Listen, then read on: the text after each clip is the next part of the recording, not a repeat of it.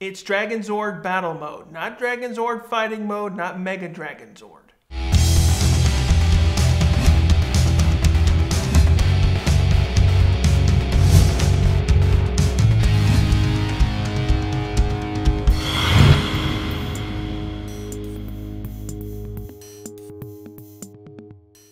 Hey everyone, and welcome to another Range Rant on March9234. Today I'll be discussing the final part to the Green with Eagle saga, Part 5. Now, unlike the previous 4 episodes where they would actually adapt the Jew Ranger episodes in sequence, Part 5 actually breaks that and actually adapts episodes 21 and 22 of Jew Rangers and combines them together. So if you ever notice if Part 5 ever felt like it was rushed and squished down, this is the reason why. Now, the episode starts right where we left off from Part 4, where all the Rangers are totally shocked that the Green Ranger was finally revealed as being Tommy. A lot of the Rangers are like, this is not true, maybe the computer's broken, which it was, but then of course Billy and Alpha confirms that the computers were fixed, and we also get this little bit of tech talk between how the suits work. The Rangers give off a biosignature inside the suits, regardless of who they are, when they're civilian and the Ranger forms, so you can pretty much identify people with or without the suit. Now, the thing that's weird, though, is that Alpha actually knows that Tommy is under an evil spell. How come he assumes that right away? I mean, Tommy could just be a bad person overall, but Alpha automatically assumes, well, Rita just brainwashed him and it has her under her control. Now, we finally head back to Rita's palace, and we see that they're all celebrating, and they're cheering because, again, they finally destroyed the Megazord. They finally got rid of it. And we get this weird line from Goldar, and he says, Megazord is finally defeated. And it always feels odd because nowadays, we're so used to hearing Drive Max Megazord, Paleo Max Megazord, and so on. We're never used to hearing the original Megazord's name just as Megazord. And of course, while they're celebrating, they're actually drinking wine and stuff, but since they're using the Japanese footage, they had to actually do some little bit of censoring touch-ups. Now, no kid show can actually show, alcohol of any kind. So usually there's a couple of ways that people deal with this. One, in the Dragon Ball Z case, they digitally color the alcohol out. For example, Master Roshi's beard was orange in the very first episode of Dragon Ball Z, but it was painted blue. In Power Rangers' case, we usually get an overdubbed line where, for example, Squad is basically saying cranberry juice and oysters to cover up the fact that they're really actually drinking wine. Now, a similar thing is also going on in the current Leah's Power Ranger Samurai. Now, they're actually doing the exact same thing. In this case, it's censoring out sake. Master Zandrid is actually drinking sake, but they simply censor it out as medicine, even though it's blatantly obvious that it's really, alcohol. So eventually we head back to Earth and we see that Kimberly has entered the juice bar, and of course Ernie, Bulk, and Skull are actually watching a news report on the TV, and we're seeing that Goldar is again re-attacking the city. But the weird thing though that happens on screen is that since they're using obviously the Japanese footage of Jew Rangers, there's one shot of Rita Repulsa on the balcony in her palace. How would any news reporter get this footage? It made no sense whatsoever, and it's obviously a mistake, and her shot shouldn't have been in there. While Ernie and Kimberly are watching the TV set, Bulk and Soul actually butt into the conversation, and they basically say, oh, the city should be thanking us. We actually helped the Power Rangers get rid of that monster. I consider this the worst writing for Bulk and Skull period because none of it makes any sense. Bulk and Skull are traditionally supposed to be goofballs and say stupid things and funny things at the same time. But in this case, what they were saying made no sense whatsoever because, again, Bulk and Skull were never in any area where the Rangers were fighting the monsters and other stuff and did no such things. Now, eventually, Ernie points that Tommy's inside the juice bar, and of course, Kimberly finally confronts Tommy, and now that she knows he's the Green Ranger. And eventually, Tommy finally confesses that, yes, I'm the Green Ranger and I'm going to destroy the Power Rangers and you should stay out of my way. Now, I personally never liked this moment. While, yes, it's a really interesting moment between Kimberly and Tommy's character relationship, the problem is it should have been handled in a much more better way. This would have been a perfect chance for all 5 Rangers to come in and forcibly take Tommy out of the juice bar and teleport him directly into the command center, thus avoiding the issues later on in the episode. We head back to Rita's palace and we see that Squat, Babu, and Goldar are having a conversation. Now, this is all specifically shot for American audience because, again, they're using a very minuscule set, which is basically closed off, and we're using only Squat, Babu, and Goldar. And they're basically introducing the Dragon Zord. Now, this is the very first time we actually get introduced to the Dragon Zord because,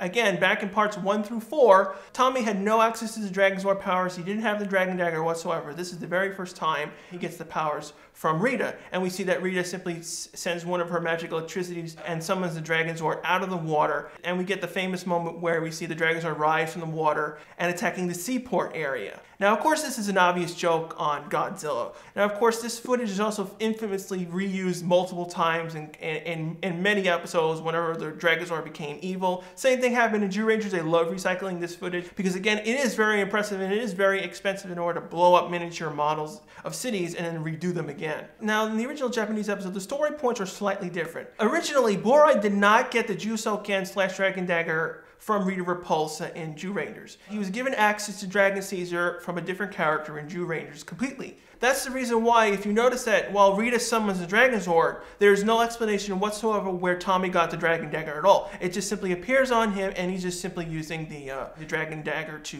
control the Dragon Zord out of nowhere. While the Dragon Zord is rampaging in the city, the Rangers are again back at Billy's shop and is discussing what's been going on, and they're finally putting the pieces together. Everyone's realizing that it makes perfect sense now that the putties didn't attack Tommy. Tommy's been acting totally evil toward Kimberly after the following day. Things are just finally lining up when all of a sudden Trini comes in and she finally tells the Rangers that a monster is attacking the business district of Angel Grove, which is kind of surprising because normally they'll always say abandoned district of the city so that they don't imply that people are getting killed. But in this case, they say the business district. That would be highly populated. So eventually the Rangers finally morph and enter the city and finally confront the Green Ranger, and we finally get introduced to the Dragon Dagger for the very first time, and we see that in order for the Dragon Zord to be fully controlled, we see that the Green Ranger actually uses it as a flute and uses special music cues in order to tell it what to do. Now the Dragon Dagger's music in MMPR is actually identical to what they used in Zyurangers. For whatever reason, they decided to reuse the original music from Zyurangers. But in this case, they actually re-recorded it because, again, they can't use the original audio from Zyurangers, so they have to redo it. But the American version of the songs are slightly different. There's more trumpet feeling to it rather than the Jusoken's more laid-back, quieter versions of the tone. Now, the Green Ranger eventually orders the Dragon Zord to target lock on the Rangers and actually fire its finger missiles directly at the Rangers. Now, if you're watching the original JetX broadcasting of this episode, this scene was actually cut where the Rangers are being targeted by the finger blasts of the Dragon Zord and the commercial break. There's about 30 seconds or so of actually cut footage. Basically, the Dragon Zord fires its rockets, the Rangers fall off the building, and they have an argument between the Green Ranger and the Red Ranger on the ground. While the Rangers are arguing with the Green Ranger, we see that Alpha 5 has finally succeeded as reconnecting the command center to Zordon by giving all the coordinates that Zordon has given in the past episodes, all the clues and stuff, and we finally reestablish connections to Zordon permanently. Now here comes the biggest issue from Part 4 to Part 5. Now back in Part 4, I basically explained that when Rita destroyed the Megazord, everyone thought they were permanently gone, and it didn't make any sense because, again, why would lava and stuff affect the dinosaurs? Because they were actually born underground and they actually deal with lava, especially the T-Rex and the pterodactyl. They form from lava, so it wouldn't make any sense why they would say destroyed. Now, thanks to this continuity issue, this episode actually screws up the explanation they given in Part 4 to Part 5. Zordon basically is finally restored, and Alpha's telling him what the situation is. The Rangers need to summon their Zords, and Alpha goes and says, the Zords were taken away from the Rangers. Last time I checked, you said the Megazord was destroyed permanently and they were never getting it back. Now all of a sudden the story says they were taken away from Rita, which is basically more lining up to what the original Zyuranger episode was saying, they're sealed away. Now, it does make sense that the Rangers might think the Zords are destroyed because they wouldn't understand how they work and function because they were made by Zordon. Now, the problem with this whole sequence is that Alpha 5 was active and functioning. He should have been the one to say that the Zords are not actually destroyed, they were simply sealed away by Rita Repulsa's magic. This would have basically fixed the continuity issue between Part 4 and Part 5. Now, unfortunately, when we cut back to the Rangers, there's another cut scene from the JetX broadcasting. Another 10-15 second shot of the Rangers on ground level. All of a sudden, the ground is shaking, making it look like an earthquake, building parts are falling down, and all of a sudden we see the Rangers' power morphers glow, and then of course Jason basically figures out Zordon is back, and all of a sudden we see energy ribbons come out from the power morphers, and we see that the Zords are finally reawakening and coming out of the ground. Now, during this little cut moment, we actually get some visual effects work in this scene. Now, during the close-up of the power morpher, we normally traditionally would have saw Kyoryu Sentai Zyurangers, because again, this is the Japanese footage, and we would have saw the Japanese words. But in this case, they actually took the time to actually replace the original stickers on the Japanese footage to say Power Rangers. Unfortunately, this is the only time they ever actually bother replacing the Kyoryu Sentai Zyuranger stickers on the footage. Now, once the Zords are fully restored and awakened, we see the Rangers, of course, enter the Zords and simply begin the fight with the Dragon Zord. Now, remember, this episode is adapted from 2 episodes. This is where the episode breaks happen, during the duel fight between the Zords and the Dragon Zord. In the original Japanese episode, this went on much more longer, but in this case, since this is one part for us, it was condensed down for us. Now, that's the reason why the Zord fight felt kind of like one-sided. It was basically Jason versus the Dragon Zord, and the other 4 Zords were basically omitted from the main fight. Eventually, the Rangers finally combined all the Zords and formed Megazord. Of course, since the Megazord is now much more powerful to Dragon Zord, the Megazord is simply wiping the floor with the Dragon Zord, picking it up, throwing it around, and throwing it to the floor. Now, if you notice that the footage is actually slowed down during the entire Megazord versus Dragon Zord fight. Again, the reason why this happened was because, again, this footage was much more shorter than what happened in the American footage, so they had to slow it down in order to gain some more time. Now, here comes the most infamous line in MMPR, the "no way" line from Tommy. Now, originally in the Japanese episode, Daijujin, again, since he's a god, he actually speaks there, and same thing with Dragon Caesar. They are both gods, and they fight on the side of good. What was happening in the scene was that Daijujin was trying to talk to Dragon Caesar, because again, Dragon Caesar is just simply obeying what Burai is telling you, but since Burai is evil and under the evil sword spell, he was doing bad things, and Daijujin was trying to convince Dragon Caesar to stop. Now, in the American episode, we see that Jason is talking in Megazord to Tommy. Then all of a sudden we hear the line, "No way," and it's not actually being voiced by Jason David Frank. It's actually being voiced by Austin St. John. My theory of why this happened was this scene was added later on during actual filming, so they just did this at the last minute, and they probably didn't have Jason David Frank at the time, so Jason simply voiced the line. The reason probably why is because this episode was probably running short, and they probably said, well, this footage could actually work, but it doesn't really work in the context of the show, because while Jason talking in the Megazord is perfectly fine, Tommy is actually not inside the Dragon Zord piloting it, he's controlling it from outside, so Tommy's reply from Dragon Zord doesn't make any sense. Eventually, after the Megazord finally gets the upper hand to Dragon Zord, we see that it's badly damaged and on the floor and can't actually operate. And eventually, Jason jumps out of the Megazord cockpit and finally dueling him for the last time in order to get the green sword out of his hand. Now, while Jason is fighting Tommy, we actually get introduced to a new special power-up to the green shield. When Tommy actually uses the dragon fluid, not only does it control the Dragon Zord, it actually powers up his shield in order to boost power. When Jason pulls out his power blaster, it actually generates a special force field around him and reflects the energy beams back toward Jason. Fortunately enough, Jason gets the upper hand in the fight and knocks the evil sword out of Tommy's hand and pulls out his power blaster and finally disintegrates the evil sword, thus breaking the spell that Rita had on Tommy's mind. Eventually, we see all five Rangers joined on the beach, and everyone powered down, and they finally get to talk to Tommy after the spell. And of course, everyone is like, "You were on the Rita spell, this was not your fault, we don't put anything against you, and we would like you to join the team." And eventually Tommy finally agrees and shakes Jason's hand, and we finally get all 6 Rangers for the very first time as an entire team. Now we head back to the command center, and of course Alpha's being funny and being emotional, but then all of a sudden Zordon says it's like, the prophecy has been set. Since when was there a prophecy with the green power coin and stuff? So basically someone prophesied that one day someone would turn evil from Rita's spell and then eventually be broken and joined up with the other 5 Rangers. This really didn't make any sense, especially later on in the years as we found out who created the power coins and what went on during season 2 and 3. Now, since the Rangers are finally all together, we finally get a group morph of all 6 Rangers, but which is out of place because, again, there's no more fighting, no more necessary. There's really no reason for them to remorph at all.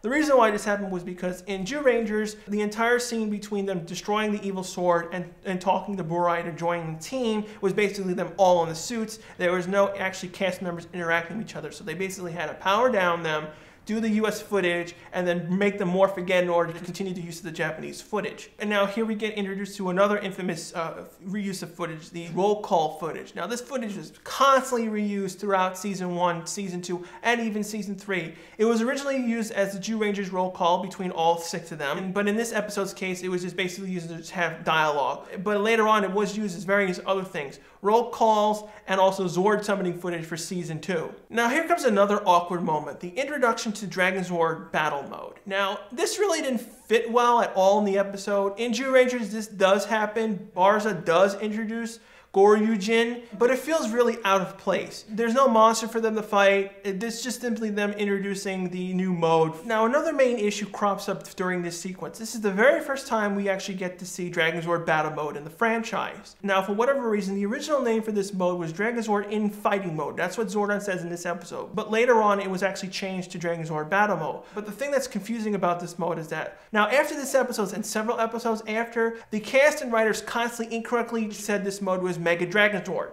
This mode is Dragon Zord Battle Mode. This is not Mega Dragon Zord. Mega Dragon Zord is the mode where the Dragon Zord goes on the Megazord's shoulders. This has caused countless fans to actually forget that this is Dragon Zord Battle Mode and not Mega Dragon Zord. So people constantly kept getting it mixed up, to the point where even the Bandai Toys instruction has incorrectly stated that this is Mega Dragon Zord Battle Mode. It would say something else.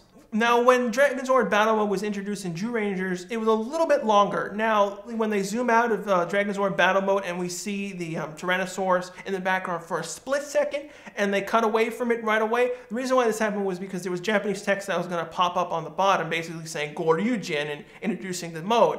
And we get to see the pterodactyl flying in the back. And we never usually actually get to see these extra moments because, again, now a lot of time because Japanese text is in the bottom, and at this point in time, Toei didn't give Saban the raw footage that didn't have the Japanese writing not on it. And we finally head back to the command center. Everyone's greeting Tommy, and Zordon, of course, is giving everyone a job well done because, again, this is the very first time Zordon was totally absent during this crisis. The Rangers have fought well. And also, finally, we get introduced to Tommy officially as the 6th Ranger on the team. Zordon gives, of course, his famous speech. Billy finally gives Tommy his green communicator. And we end the show off with the usual corny Power Rangers jump up freeze frame. Now, I have to personally give this episode 4 out of 5. Now, this episode was really good. You know, we finally get introduced to the Dragon Zord for the very first time. Tommy's new sidearm, the Dragon Dagger, so it makes him more competent and has much more abilities for later episodes in the series. The return of Zordon. Who doesn't miss Zordon being absent from the series? Now, the reason why I don't give it a perfect score is because the issue with the Zords being destroyed and not making any sense. This is really the one instance where you have to stick to the Japanese story plot points, because you'll just run into this issue where you have to basically correct it later on. What do you guys personally think? Do you think this episode was excellent because, again, we finally get introduced to the good Green Ranger, he joins the team? Or do you think it was kind of rushed because, again, it was a combination of 2 episodes from the Japanese episode, so everything felt kind of rushed? The other Rangers really didn't do much. It was mainly a Jason versus Tommy episode. Of course, leave your comments below of what you think of this episode, and of course, leave your suggestions below on what future episodes you would like me to review. Now, for the Season 3 premiere, I'm going to do something special. Now, a lot of you have always commented, well, you should review a Super Sentai episode. For the Season 3 premiere, we'll be doing a retrospect look back of the entire Gokaider series, its good points, its bad points, the tributes. Thanks again for watching. I'll see you guys right back here next week.